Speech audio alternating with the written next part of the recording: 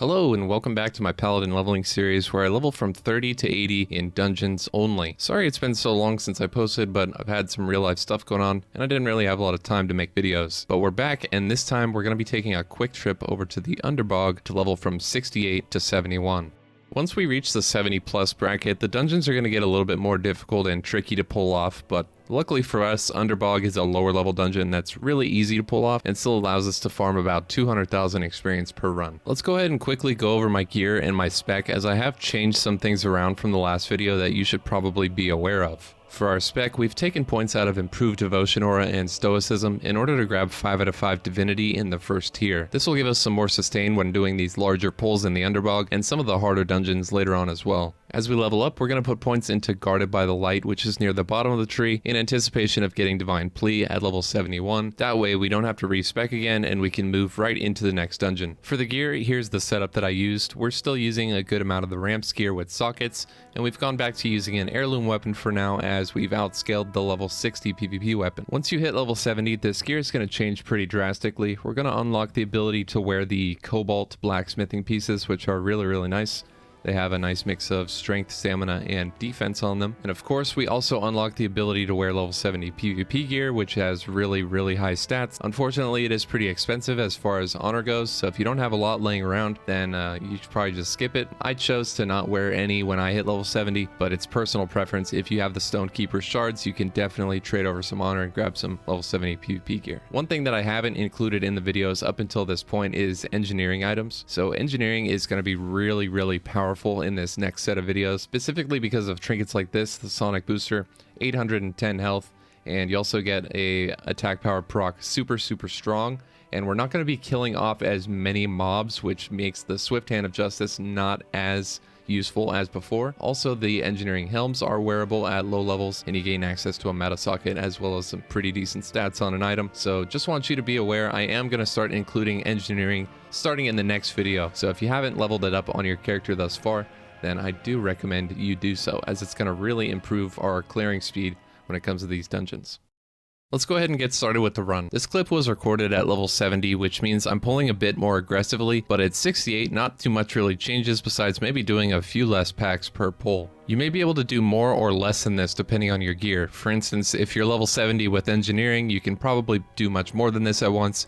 If you're level 68 with greens, then you'll probably want to pull a lot less than this. All you can really do to figure out your character's limit is just experiment with the pulls and just see how much you can handle. There are a few debuffs you should look out for as well when you're in here, and a few priority targets that you should try and kill first. Your first priority target should be the Underbog Shamblers. These mobs have two abilities, one of which is the disease called Itchy Spores, and the other one is a healing ability called Fungal Regrowth. Itchy Spores will explode when the timer reaches 0 on your character, and it will do a large amount of damage and put a damage over time effect on you. If you see this disease on your character, you should cleanse it off as soon as you possibly can. The annoying part about this is that the Underbog Giants also put a disease on you with the exact same icon, but this one has 5 stacks and cleanse only removes 1 stack at a time. Luckily, you can use Hand of Freedom to remove this 5-stack debuff in order to make it easier to dispel Itchy Spores. It's not the end of the world if Itchy Spores explodes on you, but it does do a ton of damage, so if your character is already low on HP and this explodes, you're probably gonna die. Another debuff that comes from these Shamblers is called Allergies. It's really weird. What it does is it applies a debuff to your character that is undispellable, and you'll see it on there. It lasts 2 or 3 minutes. What it does is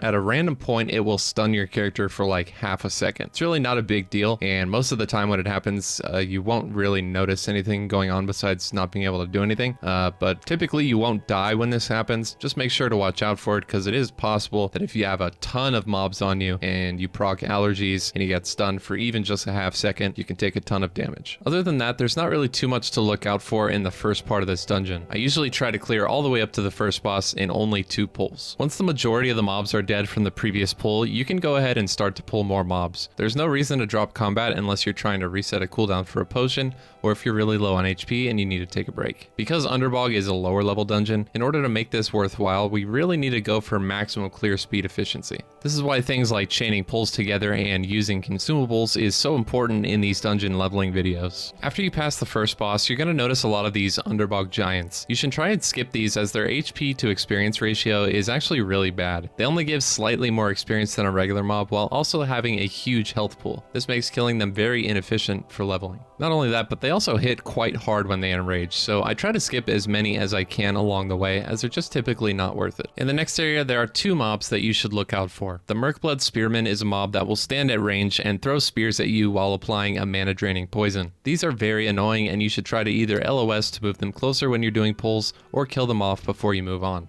The second mob to look out for in this area is the Mercblood Healer. These mobs do exactly what you would expect. They should be killed quickly so they don't heal your entire pull. This area with the broken can usually be cleared in 2 or 3 pulls. If you want to, you can use bubble to get the mobs to group up easier if you notice a large group of mobs standing at range casting or throwing spears. When you're doing this area, make sure you watch out for the Hydra boss because he comes up from the water, up the ramp, and into the circular platform in the middle. I tried to kill him once before to see if it was worth it, and it definitely wasn't. He does a ton of damage and really doesn't grant that much experience, so I definitely recommend you skip this boss as well. I just want to take this time to mention that if you're watching this video and you haven't subscribed to the channel, it'd be really awesome if you did. I still want to grow my channel even though the Wrath gold farming scene is pretty much dead at this point, but I got a lot of ideas for videos in the future, so if you like my content, then please consider slapping that sub button. Thank you. On this next pull here, you'll actually see me use the ramp that the boss walks up as an LOS point. It works kind of, but once the mobs get a little bit closer, they're going to start throwing stuff at you anyways, and then you can just walk back up and group the mobs together. When you get to this point, your timer should be at around 10 minutes or less. If it's not, then you may be running into some problems in the first part of the dungeon. I recommend that you either upgrade your gear or you try and just pull a little bit more and see what your character can really do. We want to try and do these dungeons as fast as possible, so in order to cram 4 in an hour, we need to do it in under 15 minutes. In addition to Underbog, I will also be including an open world alternative at the end of this video if you want to do that instead. However, this series focuses mainly on doing dungeons all the way up to level 80, and that's kind of my goal, so I won't be using it myself, but I will show you the spots and tell you how you can do it. So if you're interested in that, then make sure you stick around to the end of the video. We're now going to jump down and swim across, jump outside, and then clear the last part of the Underbog, which is a bunch of these bug type creatures. They're really easy, there's nothing really to talk about with them. Just want to pull as many as you can, group them up, and kill them. We're going to be skipping the last boss as well as the giants you can find in this area. They just have too much HP and they're just not worth it. So we're going to go ahead and skip those. So after you kill off all of these bugs, you can actually just go ahead and jump right down, run out, and reset the Underbog, and that'll be your entire run. With 2 heirlooms, you should be pulling in around 200,000 experience per run,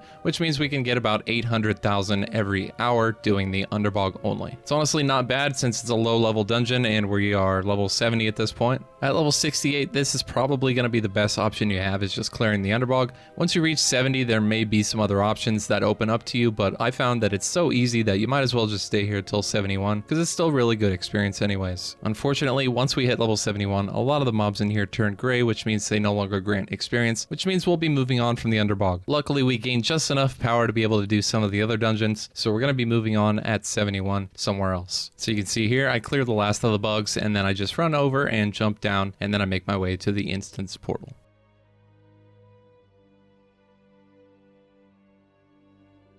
So here is the open world alternative for farming once you're level 68. You can come down here to the bottom of Howling Fjord in Northrend, and you can start killing these lion seals.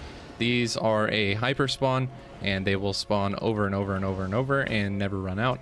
So you can pretty much stay here for several levels. I'd say at least until 74, maybe even 75, something like that. I'm actually on my main paladin here, obviously, so I'm level 80. These are going to die really fast. But when you are 71, you just want to kind of go around, drop consecration in the path, make sure they've run through it so they don't drop combat, and just kill as many as you possibly can, and just keep doing this forever. And that's pretty much going to be it. Honestly, I recommend doing dungeons because it's way more fun in my opinion, but I can see why people might want to do this. It's pretty mind-numbing. It's not really hard or difficult. But the only thing is, you may see other players here as well, which is obviously going to be a problem. So yeah, this is the open world alternative. If you want to do this instead, you definitely can. But yep, that's going to be it for today. So thank you guys all so much, and I hope you enjoyed the video. I'll see you in the next one. Peace out.